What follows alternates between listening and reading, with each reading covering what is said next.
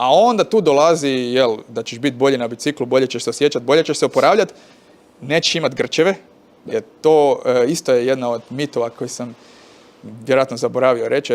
Vrlo vjerojatno nova istraživanja pokazuju da nije do elektrolita, magnezija i tih stvari, nego je do konekcije mozga i mišića. Daj to mrvicu objasni, jer baš doslovno sam, ove nedjelje danas, u petak sam o tome pričao s prijateljem, baš je govorio o magneziju, kako mu to sprečava. Da, nije još to dovoljno istraženo, ali to kad čitaš previše znanosti, onda ništa nije istraženo, pa tako da oni se svi ograđuju, ali dosta se ide u tom smjeru da je to zapravo neuromišićna konekcija koja tebe zapravo ti radi te tvičeve, te grčeve.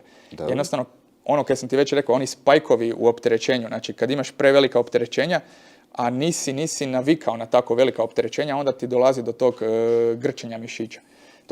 To je za sad teorija samo koja nije još potvrđena u znanosti, ali uzimali su te nekakve biomarkere oko magnezija, iz urina su uzimali nakon maratona završenih i tako, i jednostavno se nije pokazalo da je nedostatak tih elektrolita bio uzrok grčenja, a velika korelacija bila onih koji su radili trening jakosti u teretani, da nisu imali grčeve, naspram ovih koji nisu radili, koji su imali grčeve.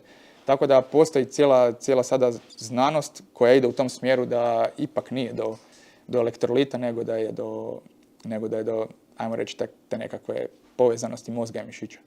Zanimljivo, baš mi je drago da smo ovo sasvim slučajno došli do ovog, jer ja sam prije 2 dana pričao o tome, prijatelj je govorio prijatelju, pa sjećaš se kako smo uvijek pili magnezij, kao zašto si to zaboravio prije utrke i tak dalje.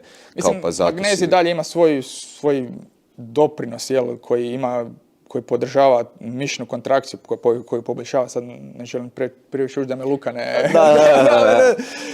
Ali dapače, mislim da jednostavno da se ljudi nekad previše fokusiraju, pogotovo na dugim vožnjama, na sve to umjesto da jednostavno samo napravi pola sata treninga i imat ćeš lakše, nećeš imati grčeve. Jer sad kad razmislim, i nisu trenirali tu situaciju, jer sumnjam da su se puno puta na treningu doveli u toliki intenzitet ili sprinta ili brda ili bilo čega da repliciraju to. Tako. Onda dođu na utrku i to naprave i onda te odmah automatski te zgrči. Da.